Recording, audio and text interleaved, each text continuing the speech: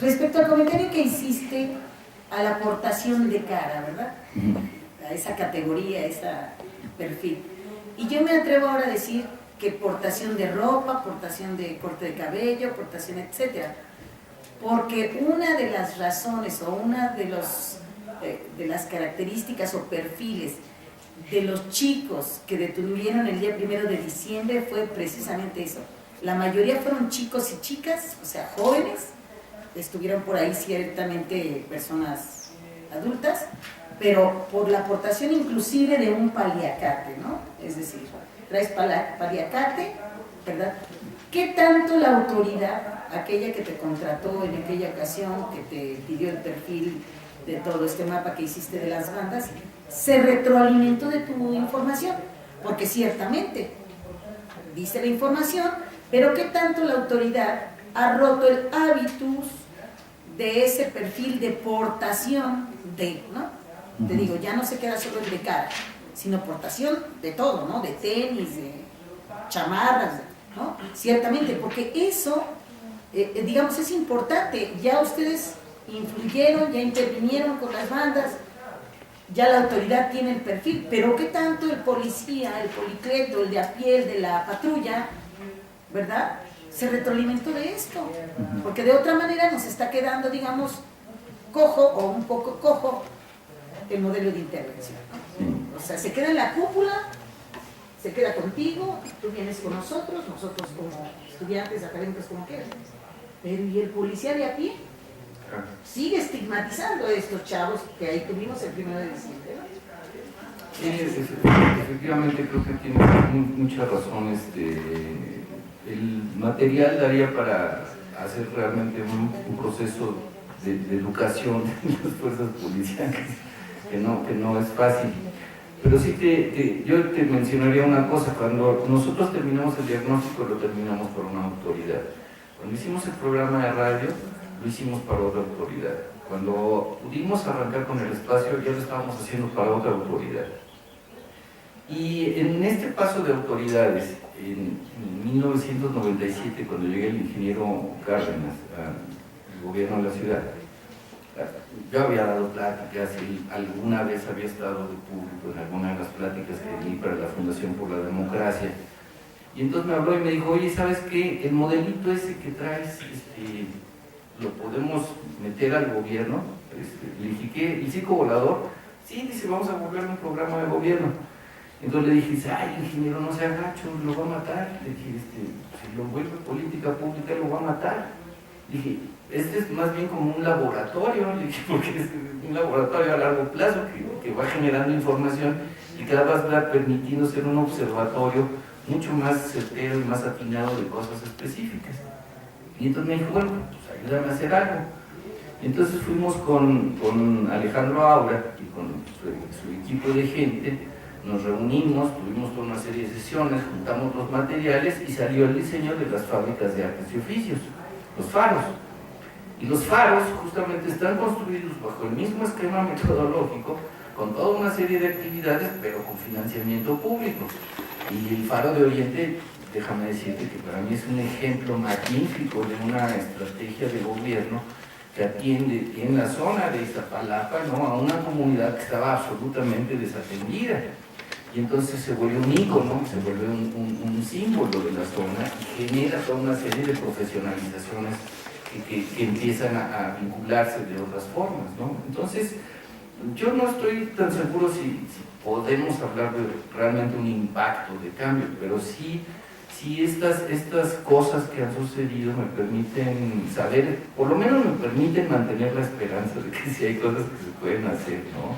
Y que sí vale la pena, y que cuando tienes una gente sensible o comprometida, pues apuesta por estas cosas. El modelo de los faros después lo retomó el panista Arne Ausden-Rutenhack. En la Miguel Hidalgo hizo los faros del saber, y estos faros ya están en otras ciudades. Entonces hay una dinámica de crecimiento de esto. Siguen faltando lo de los policías, me queda claro, pero por lo menos ya con un programa como el Programa Nacional de Prevención a la Violencia que hay, y donde estamos trabajando, yo te puedo decir que en el último año tuve por lo menos 6 reuniones yo con jefes de policía y encargados de áreas de seguridad, con otra PowerPoint, no con sino que era la visión de los chavos sobre los policías. Y cuando yo les ponía las imágenes y aparecían como puercos, les decía, puercos, así es como les llaman los jóvenes, ¿no? Entonces estos se ponían así, pero acababan reconociendo. Entonces, ese primer diálogo de acercamiento creo que se está gestando. Va a faltar, pero sí, es muy acertado tu comentario, gracias. Esta trayectoria y también porque me compete un poco mi historia, siendo de Iztapalapa, de la Vicente Guerrero en los años 80, empezada de la FE Zaragoza, y sobre todo reconocer el ícono que es para esta generación en la que crecí, el circo volador. Pero bueno, en el sentido del trabajo al que ya estamos dentro de los proyectos que se manejan, a mí me llama mucho la atención hablar de los indicadores. Cuando pasamos del déficit, de decir no hay problema, no hay déficit, que son la parte sangrienta, que es lo que más le gusta a las instituciones para poder avalar un proyecto, y decimos ahora vamos a hablar de lo que sí saben hacer y de lo que sí saben hacer bien, y que un graffiti tiene este valor, y tiene esta historia, y tiene todo, trasladarnos, a mí me pareció importantísimo hablar de esto, de trasladarnos del enfoque de cuántos muertos, cuántos heridos, que bien los hay, pero cuando pasamos a hablar de las habilidades que tienen estos jóvenes y trasladarlos a indicadores, y sobre todo me encantaría platicar un poquito de esta experiencia, de cómo como gestores culturales hacer este diálogo con las autoridades, porque no son datos que les sean, o de repente en mi experiencia no son datos que les sean atractivos y cuantificarlos, ¿no? Y que bueno, un gusto escuchar esta conversación. Gracias. Pues no, digo, qué bueno, tú no eras de los de virginidad sacudida.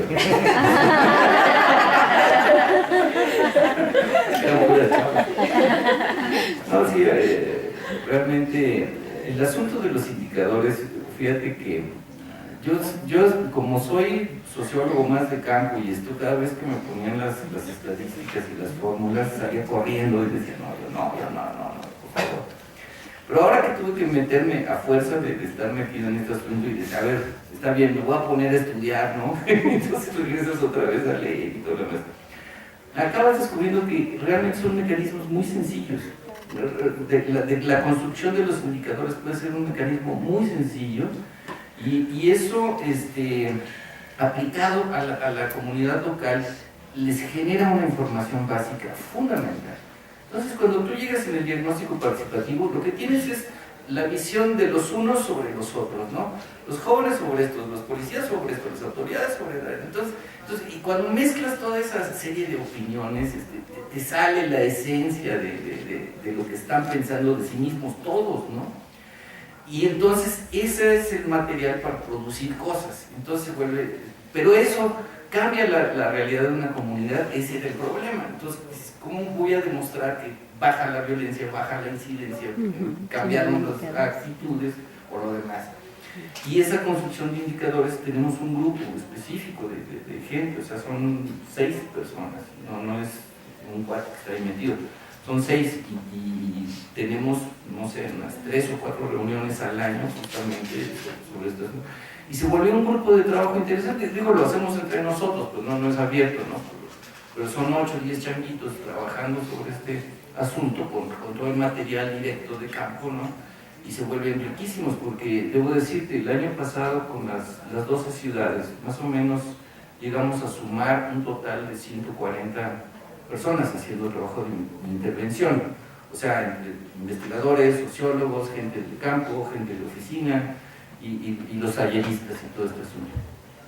Y muchos de los sociólogos que están trabajando conmigo pues son expandilleros, o sea, eran pandilleros y eran bandosos, ¿no? Y ahora pues manejan el lenguaje de Durkheim y Comte, pero también manejan a la banda gruesa, ¿no? Entonces cuando tú los mandas al trabajo de campo, pues lo ven de inmediato, llegan y te hacen una radiografía viendo los cristales y ellos ya lo vieron, ¿no? Ya lo vivieron. Y es verdaderamente maravilloso, y algunos de ellos ya están hasta titulados y ya hay alguna maestría, ¿no? Y es un grupo ahí interesante cuando quieran acercarse, son bienvenidos, ahí están en el circo. Por la presentación. Mi nombre es David Juárez. Tengo dos preguntas. A partir de lo que hace un momento dijo sobre que si este tipo de proyectos se llevan a la política pública, se mueren, desaparecen, me surge la duda, entonces, para la creación de leyes, a veces el Congreso no toma en cuenta cuál es la costumbre, no toma en cuenta ningún tipo de trabajos como estos, y las leyes se nos hacen ajenas. Luego entonces cuesta trabajo incorporarlas. Quiero saber entonces si puede haber un vínculo entre creación de leyes y el tipo de trabajo sociológico que hacen, por lo menos aquí en el instituto. Esa sería como una pregunta. Y la otra pues sería, hablaba de sus experiencias, qué tan importante también ha sido el transvestirse en el mejor sentido de la palabra para poder lograr sus investigaciones, si es una práctica común entre los sociólogos para acercarse a su objeto de estudio. Pues mira, sobre lo de las leyes te voy a decir, te voy a poner un ejemplo absolutamente claro. Los centros de cultura, así un centro de arte y cultura como circo volador, no están contemplados en la ley, no existen. Los únicos autorizados para tener centros o casas de cultura son los gobiernos. Entonces, nosotros no podemos tener una licencia de centro cultural porque no existe. Yo tengo que tener por lo menos 4 licencias, una como cine, una como teatro, otra como lugar de tocadas y demás, y una de table dance. No, es en serio, o sea, tienes que tener 4 licencias y una de ellas tiene que ser de table dance porque dentro de los parámetros de la ley, así es como puede quedar. Y lo mismo sucede con el Foro Alicia y sucede con toda otra serie de espacios. Obviamente, nosotros como agrupaciones que trabajamos con estos chavos, pues desde hace muchos años, más de 12 años por lo menos, empezamos a tratar de agruparnos para entender cuál era nuestra posición frente a la ley, porque no podíamos estar dentro de la ley. Y nos podían clausurar en el momento que quisieran, que ese es el trasfondo del asunto, porque nos tienen miedo. Entonces, primero formamos el FEA, ¿no? Que era Frente de Espacios Alternativos. Luego lo transformamos en la RESIA, que era Red de Espacios Independientes Culturales Alternativos. Y hoy se llama la NESIA, Nodo de Espacios Culturales Independientes Alternativos. Y la NESIA, y nos juntamos a hacer una propuesta de ley para que ya la hemos venido trabajando por lo menos con las 3 últimas asambleas. Lo que pasa es que las áreas de cultura, como les importa muy poco, ponen siempre ahí al solitario que quedó ahí, ese es el de cultura, y hablen con él, ¿no? Y generalmente te encuentras con diputados muy mal preparados, con equipos que no funcionan bien. Entonces tuvimos que meternos con la gente del Instituto de Investigaciones Jurídicas a hacer una propuesta de ley en donde modifiquen la ley de espacios, aquí en la Ciudad de México solamente, ¿no? Y estamos por lograrlo, estamos apenas consiguiendo el espacio para que se pueda presentar en sesión permanente y pueda entrar a someterse. Nada más esa ley que tiene que ver con espacios de jóvenes, que es la que yo conozco, pues nos ha tardado más de realmente 12 años de estar empezando a procesarla, ¿no? A lo mejor si hubiera un área jurídica que pudiera agilizar esto, pues sería más fácil, pero no existe. Yo al menos no la conozco. Y lo de si disfrazarme es pues yo no sé si es costumbre de todos los sociólogos. Yo cuando los veo de corbata, para mí vienen disfrazados, ¿no? Pero son distintos disfraces, ¿no? A mí yo creo que en el fondo me hubiera gustado ser actor o alguna cosa así por el estilo. Se me hace muy fácil transmutarme, meterme y sobre todo lo que más me gusta es pasar desapercibido, ¿no? Entonces por eso aquí vengo el saquito y todo parece que es como sociólogo. Saliendo de aquí ya me pongo un chaleco de cuero, ¿verdad? Bueno, yo tengo como 3 preguntas. La primera es que, si bien me parece que esa experiencia que usted ha presentado mucho tiene que ver como el impulso de la vida, como una pasión de entregarse a lo que uno hace y ese tipo de situaciones. Mi pregunta es si hay algunos libros o autores que le van alimentando su hacer, y cuáles serían, como quién da luz, quién da guía, no la respuesta, pero sí como el impulso para seguir haciendo. ¿Cuáles serían? La segunda es si hay manera de conseguir estos videos que usted muestra. Y la tercera es, me da la impresión que el programa de radio, el primer programa de radio, solo para banda, abre así la voz a los grupos, ¿no? Y de tal manera que se puede plasmar en un mapa dónde están y quiénes son y cuántos son. ¿Por qué fue posible eso? ¿Por qué fue posible que eso sucediera? Mira, muy rápido, eso del trabajo, efectivamente se necesita una pasión. Yo doy clases en la facultad desde hace muchísimos años, todos los 35 años me lo he pasado dando clase. Y doy solamente taller de investigación, digo, al principio daba teoría sociológica y esas cosas, pero ahora solamente doy taller de investigación. Y una de las cosas que yo les digo a mis alumnos es que cuando vayan a escoger el tema de investigación, necesitan estar enamorados de él, necesitan realmente amarlo, pues. Es como si estuvieras comprometiendo para toda la vida con algo, ¿no? Y en la medida en que tú te apasionas con eso y se vuelve una parte de tu vida, entonces te permite que lo que tengas que hacer, como vamos a decirlo así, trabajo, no sea trabajo, es parte de tu vida cotidiana, entonces tu vida cotidiana se transforma en este asunto. De los libros, yo te puedo decir que leo absolutamente de todo. Soy casi como Peña Nieto, ¿no? Entonces, en distintas etapas de mi vida ha habido libros que te inspiran de una forma u otra. Por ejemplo, las obras de un autor inglés que se llama P.G. Wodehouse, ¿no?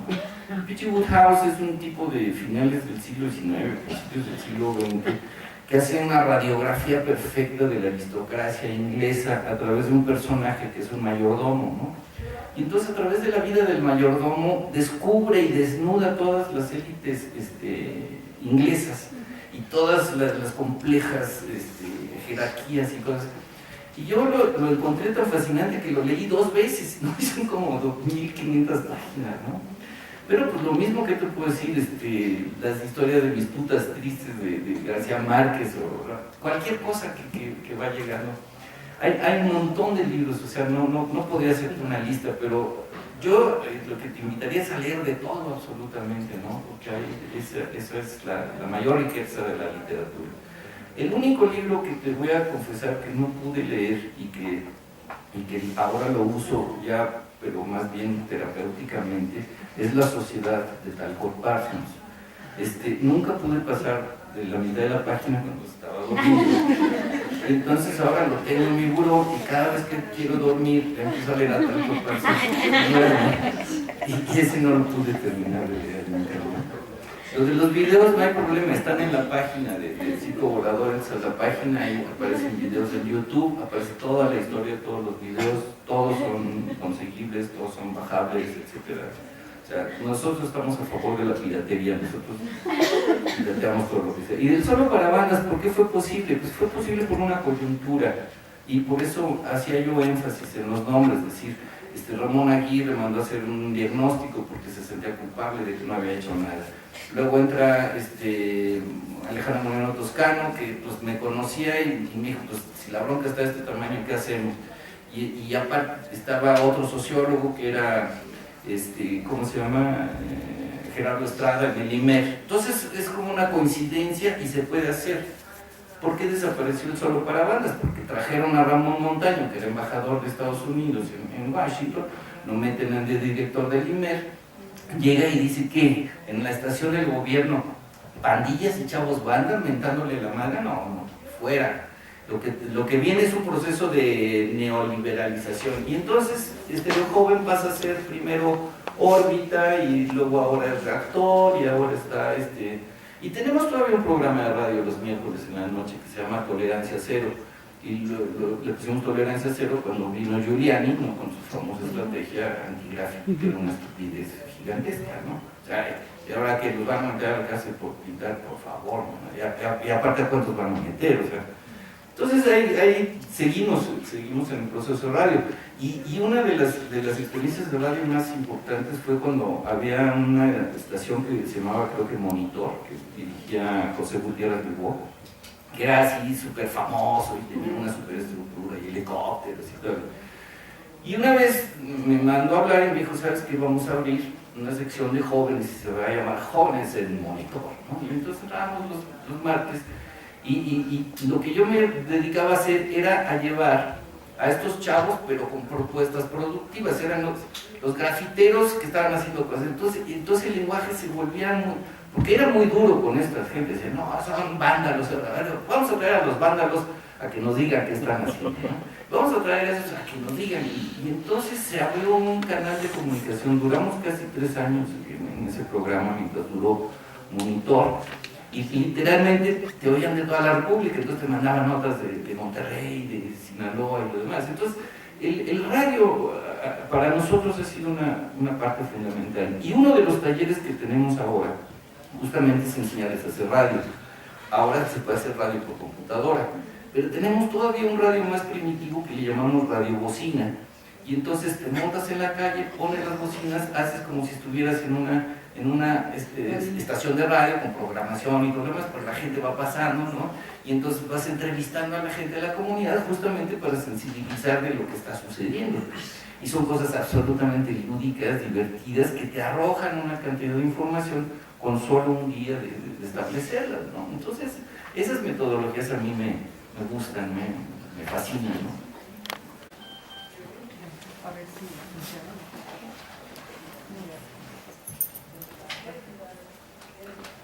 Sí. Bueno, gracias, la participación a mí me gustó mucho. Yo quería hacer una pregunta en términos de lo que ha sido la trayectoria. A mí me parece que hay un cambio cualitativo de cuando hacían el programa de radio a cuando hacen el circo volador, y que me gustaría que analizaras los dos tipos de experiencia en términos de cobertura, el tipo de participación y resultados. O sea, las dos me parecen muy importantes, pero ¿cuál es tu evaluación en términos de impacto, de cobertura y de la participación de la gente? Pues mira, muy rápido, cuando nosotros hacíamos el primer programa de radio, lo que tenías era una participación literalmente masiva de chavos que querían decir cosas, ¿no? Y con esas ganas de decir cosas, lo que nos permitió fue formar lo que con el tiempo se transformaron en nuestros primeros archivos de cultura popular juvenil. Entonces, todo lo que no estaba registrando nadie, todo lo que no estaba siguiendo nadie, eso lo teníamos nosotros. Y entonces ahí sí metí un equipo de sociólogos a acomodar, a organizar, a sistematizar, a tener en archivos que pudieras manejar y finalmente a poder exhibir, mostrar, difundir y todo lo demás. A mí me llevó casi, te voy a decir, 10 años poder sentarme a entender el proceso metodológico de lo que había hecho, en donde efectivamente el primer impacto que había tenido y el que tenía en ese momento era completamente diferenciado. Ya estábamos hablando de otra cuestión. Y eso me permitió escribir mi tesis de doctorado, que se llama Juventud, Cultura y Política Social. Te voy a decir nada más, en la edición de 1997-98, cuando salió la primera edición, tenía un nivel de impacto. 10 años después, cuando me pidieron hacer una segunda edición, era otra cosa de impacto, y es el mismo proyecto. Y es muy difícil ir midiendo estos, y justamente una de las cosas que yo vi que me faltaban el año pasado eran los famosos indicadores de evaluación. Cuando me hacían la pregunta, bueno, ¿dónde está? Pues ni modo que les dijera, no, pues es que está bien chido. Pues sí, está bien chido, pero ¿qué quiere decir chido, no? Y cómo transformas eso realmente en cuestiones que permitan fundamentar y valorizarlo para el diseño de estrategias de política pública. Entonces, yo voy pasando así entre la academia y la realidad de un lado para otro, a veces un poquito más, y ahorita es el momento justamente de las guías metodológicas, indicadores de evaluación, capacitaciones, porque ya tuvimos toda esta experiencia. Y estoy seguro que en el momento en que esto empiece a reproducirse, va a cambiar otra vez su nivel de impacto y va a ser muy distinto en cada caso, ¿no? Pero creo que justamente una de las mayores ventajas de esta universidad es esto que se llama la libertad de cátedra, ¿no? Y esta libertad, que bueno, con algunos problemillas ahí que siempre existen en las instituciones, en general lo he podido hacer, lo he podido ejercer, lo he podido vivir. Y el hecho de que la universidad me haya dado esta oportunidad, pues a mí me parece, por eso sigo dando clases en licenciatura, porque realmente me encanta. Doy 5 semestres a un mismo grupo, ¿me entiendes? Entonces, me los agarro así que bien pollitos, y para que terminen por lo menos de construir sus propios temas, ¿no? Que escojan el asunto, que se enamoren del asunto. Y eso a mí me divierte mucho también, o sea, me gusta mucho dar clase. Transmite. Yo tengo una pregunta y es muy específica. ¿Usted ha visto cómo se han venido transformando las bandas? Digamos, estos enclaves de las bandas, el lugar, la pandilla, y estos niveles de cohesión, ¿han cambiado de hace tanto tiempo que los han ido estudiando al día de hoy? ¿Hoy cómo describiría usted estos enclaves juveniles? Pues mira, yo te voy a decir, ha habido un cambio radical en las formas de organización juvenil.